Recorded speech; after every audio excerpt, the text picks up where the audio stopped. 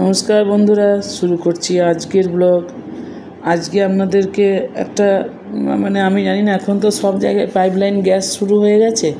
তো আমরা আগে পাইনি, এখন আমাদের অনেক দিন আগে এক মাস আগে পুরো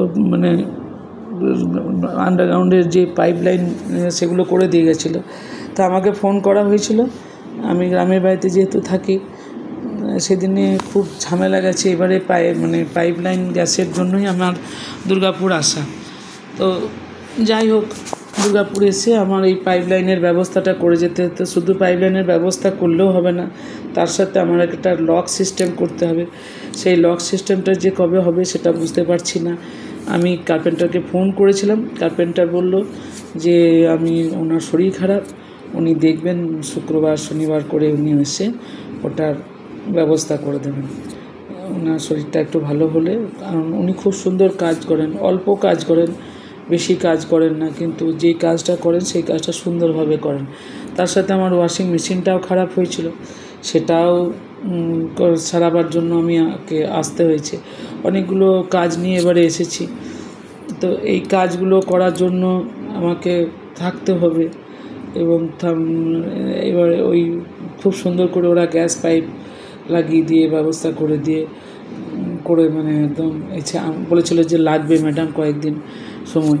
কিন্তু আমি বললাম, দেখুন আপনারা যদি না দিয়ে দেন তাহলে আমি পারবো না, আমাকে, কারণ আবার আসতে হবে। এই বারবার করে আসা যাওয়ার একটা ঝামেলা, যার জন্য এই অনেকগুলো ঝামেলাকে যাতে না একসাথেই যতটা হোক, তাতে যদি 2 দিন 4 দিন বেশি থাকতে হয় তাও ঠিক আছে, কিন্তু ঝামেলাটা একসাথেই মেরে দাও। তো সেই জন্য এই সবগুলো একসাথে কাজগুলো করার পরে আমি বাড়ি ফেরত যাব। ওখানেও সত্যি কথা মা আছেন, লাগে। তো তারপরে আমাদের মঙ্গলবারে পুজো করছিলাম।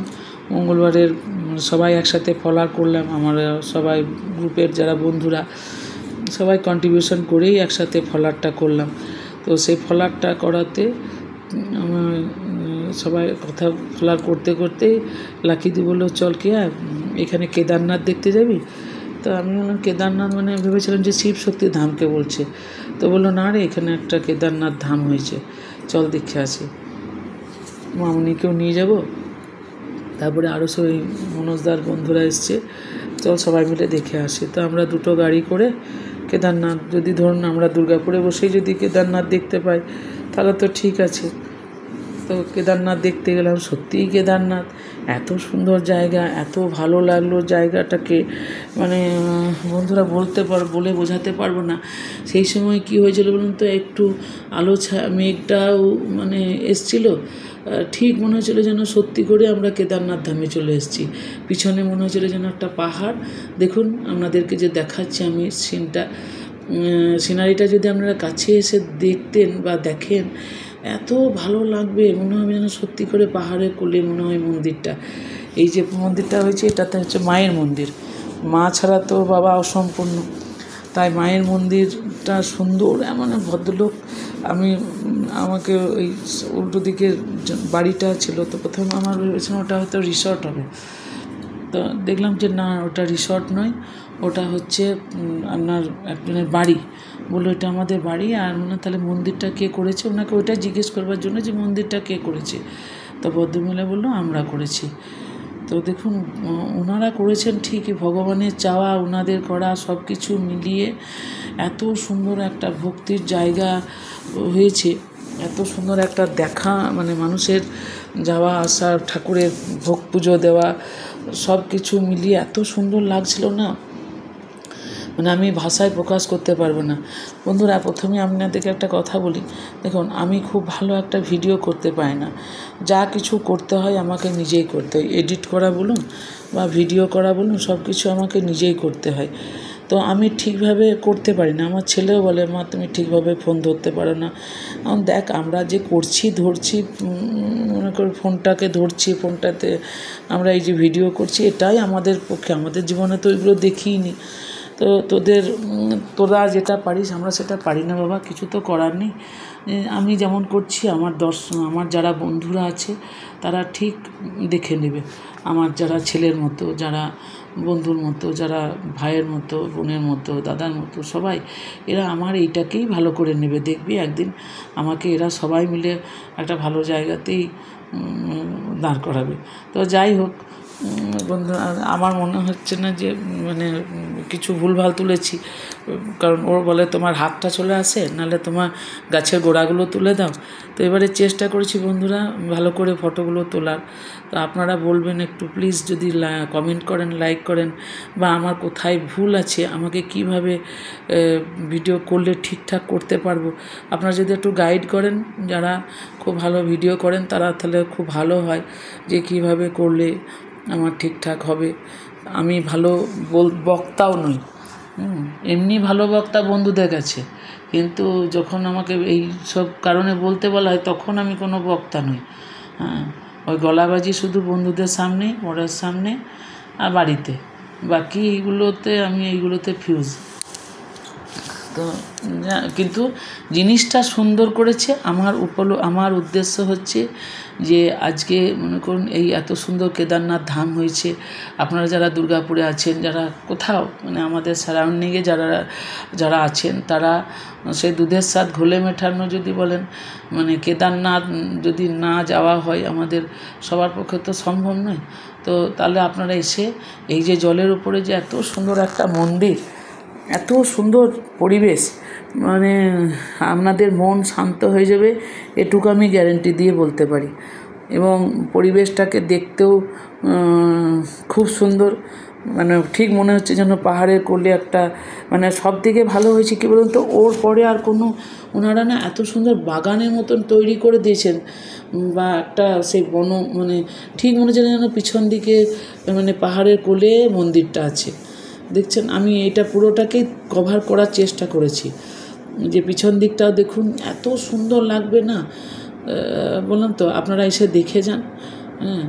আর এটা হয়েছে আপনার ওই দুর্গাপুর যে ভারতী আছে এজনের কাছে, আমি এজন না বিজন আমি জানি না ঠিক, এজনই মনে হয়, ওর পিছন দিকে, ও ভারতীর উল্টো দিকেই এই মন্দিরটা। খুব সুন্দর মন্দিরটা, সত্যি করেই বলছি, মানে ব্যাপক মন্দিরটা, অনেকখানি জায়গা জুড়ে। তবে যার ভাবনা, মানুষ তো আমরা ভাবি যেটা পরিকল্পনা, যিনি ইঞ্জিনিয়ার, যিনি এটা এইভাবে বানাতে বলেছেন, সত্যি করে বলবো মানে তার চিন্তাভাবনা যারা তৈরি করেছেন তাদেরও মানে উদারতা, যে এতটা ভগবানের জন্য, মানে ভগবানের উদ্দেশ্যে যে এত সুন্দর মন্দির করে দেওয়া। আর সবথেকে বড় জিনিস হচ্ছে, ভগবান না চাইলে কোনো কিছুই সম্ভব নয়। ভগবান যদি চান তাহলে আপনাদের হবে, ভগবান যদি না চান তাহলে আপনার পক্ষে কোনো কিছু সম্ভব নয়। উদ্দেশ্য হচ্ছে দুটো, ভক্ত আর ভগবান। যেমন ভক্ত ছাড়া ভগবান অসম্পূর্ণ নয়, তেমনি ভগবানও যদি না চান তাহলে আপনার পক্ষে সম্ভব হবে না এই কাজটা করা। ভগবানের উদ্দেশ্যে যেটা আমরা ভাবি, উনি যদি না চাইতেন ওনার পক্ষে সম্ভব হতো না। আর এনারাও যদি মানে মনের মধ্যে না ভাবনাটা আনতেন, দুটোই আর কি, আমরা ভক্ত ছাড়া ভগবান অসম্পূর্ণ, আবার ভগবান ছাড়াও ভক্তর কোনো কিছুই সম্ভব নয়। দুটোই হচ্ছে ভক্তের ভগবান। তো ভীষণ এখানে বাবা শিবের মানে একদম পুরো অনেক, মানে যা উনি মানে যেভাবে কখনো পরশুরামের দেখিয়েছেন, কখনো মানে অন্নপূর্ণার দেখিয়েছেন, প্রত্যেকটাকে তুলে ধরেছেন মূর্তির মাধ্যমে, এই সিনারির মাধ্যমে। প্রত্যেকটা ভগবানের নটরাজ মূর্তি, সব কিছু আর কি মন্দিরের ভেতরেই এত সুন্দর সুন্দর মূর্তিগুলো বানিয়েছে। আসবেন, আপনারা দেখে যাবেন, খুব ভালো লাগবে। তার সাথে পুরোহিত সব জায়গায়, মায়ের কাছে আলাদা পুরোহিত, বাবার কাছে আলাদা পুরোহিত, প্রত্যেকটা জায়গায় মানে খুব ভক্তির জায়গাটা ছিল, খুব ভক্তির জায়গা।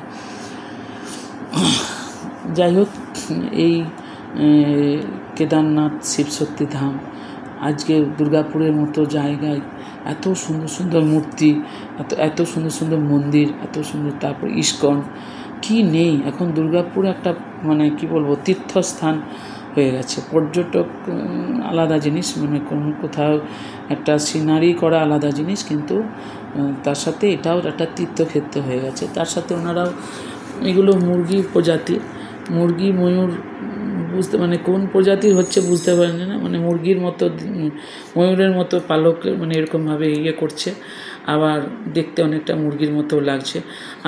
আমি শুনেছিলাম এটাকে কি বলে, তো ভুলে গেছি, আমার এই মুহূর্তে মনে পড়ছে না কি বলে। অনেক খরগোশও ছিল তার সাথে, এরকম ছিল। তারপরে আমরা রাজহাঁস ছিল, বাচ্চাদের খেলার দোলনা মানে সব কিছু আছে, শীর্ষ আছে, তারপরে আছে কি বলে দোলনা আছে। মানে এটা নয় যে বাচ্চাদের এন্টারটেনমেন্ট, অনেক সময় দেবেন বাচ্চারা মন্দিরের ভেতরে যেতে চায় না, তো সেখানে বাচ্চাদেরও অনেক কিছু পার্কের মতো সামনে একটা করে দিয়েছে। তো ভদ্রলোকের চিন্তাভাবনা খুব সুন্দর। আপনাদেরকে সামনে থেকে আমি একটা বটগাছটা দেখাতে, মানে আমি তখন ভিডিওটা মনে হয় করিনি, হয়তো করেছিলাম, অন করিনি ভিডিওটা, পিছন দিক থেকে আমি তুলেছি। দেখুন এই মানে দু সাইডেই ছিল বটগাছটা, এত সুন্দর করে বটগাছটাকে সাজিয়েছে না, মানে ভক্তি, সত্যি কথা। উই ঢিবি, তার সাথে মানে প্রত্যেকটা ইয়েকে লাল সালু দিয়ে মুড়ে মুড়ে ভগবানের মুখনিঃসৃত বাণী গীতা, সেগুলোও কিছু কিছু করে গেছে। তারপরে আমরা সোজা মানে ওইখানে দেখার পরে আমরা গেছি কী বলে ইস্কনেও গিয়ে ওই যে বললাম ভগবান যে এক জায়গায় ইস্কন হয়েছে, শিব শক্তি ধাম হয়েছে, কেদারনাথ ধাম হয়েছে, সব কিছু হয়েছে। দুর্গাপুরটা এখন সত্যি করেই মানে এখন না, দুর্গাপুর বরাবরই সাজানো শহর, তার সাথে এখন এই তীর্থস্থানগুলো হওয়াতে দুর্গাপুর মনে হচ্ছে যেন আরও সেজে উঠেছে। মানে এককালীনের আগের যা ছিল এখন যা আছে সেতে মানে পুরো ইয়েটাই খুব সুন্দর করে সাজিয়ে গুছিয়ে খুব সুন্দর করে দেওয়া হয়েছে। যাই হোক, আমার যেভাবে আমার তোলার সেগুলো তুলেছি, যেভাবে যতটুকু পেরেছি তোলার চেষ্টা করেছি।